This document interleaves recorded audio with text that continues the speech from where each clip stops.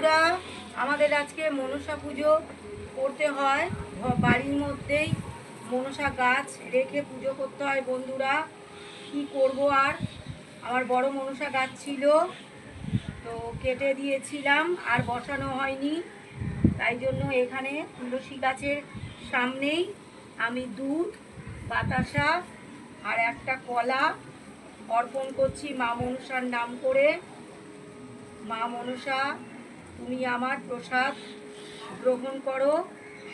মা মনসাকে এখানেই অর্পণ করলাম বন্ধুরা। আর মা মনসার নাম করেই আমি একটু ফুল তুলসী মাকে, তুলসী ঠাকুরকে দিয়ে দিচ্ছি।